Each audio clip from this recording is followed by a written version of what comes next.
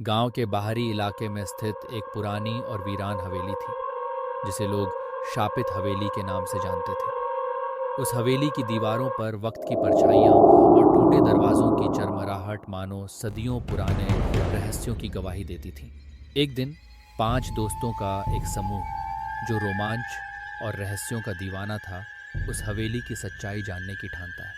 ये दोस्त थे रोहित, नीरज, पूजा, अंजलि और समीर। गांव के बुजुर्गों ने उन्हें बार बार चेताया कि वहां जाना खतरनाक है, लेकिन उनके चेतावनी भरे शब्दों ने इन युवाओं के उत्साह को और बढ़ा दिया। हवेली में कदम रखते ही माहौल एकदम ठंडा हो गया। दीवारों पर पुरानी तस्वीरें थीं, जिनकी आंखें हर समय उनका पीछा करती महसूस होती थी। अचानक पूजा को एक कोने में एक पुरानी डायरी पड़ी मिली।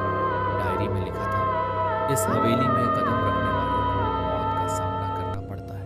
नीरज ने इसे मजाक समझकर हंसते हुए डायरी को फेंक दिया, लेकिन तभी चारों ओर से हवा के झोंके चलने लगे और दरवाजे अपने आप बंद हो गए। समीर ने सबसे पहले डर महसूस किया। उसने कहा कि किसी ने उसके कंधे पर हाथ रखा, लेकिन जब उसने पलट कर देखा तो वहां कोई नहीं था। तभी एक पुरानी लैंप से एक छाया उभरी और धीरे धीरे उनकी ओर बढ़ने लगी। डायरी के अगले पन्नों में हवेली की सच्चाई लिखी थी। यह हवेली कभी रघुनाथ नाम के एक तांत्रिक की थी। उसने अमृत पाने के लिए काले जादू का सहारा लिया था, लेकिन प्रयोग विफल रहा। उसके मरने के बाद उसकी आत्मा इस हवेली में कैद हो गई। एक एक करके दोस्तों को अलग अलग आवाजें सुनाई देने लगी। रोहित को लगा कि कोई उसे बुला रहा है, और जब वह आवाज के पीछे गया तो वह अंधेरे में गुम हो गया। पूजा और नीरज ने भागने की कोशिश की, लेकिन हवेली का मुख्य दरवाजा बंद हो चुका था।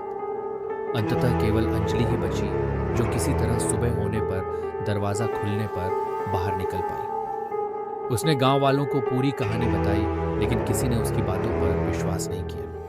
आज भी जो कोई उस हवेली में गया, वह कभी वापस नहीं लौटा। कुछ रहस्य ऐसे होते हैं जिन्हें छेड़ना मौत को बुलावा देने के समान है। क्या आप इस हवेली की ओर कदम बढ़ाने की हिम्मत करेंगे? कमेंट में बताएं।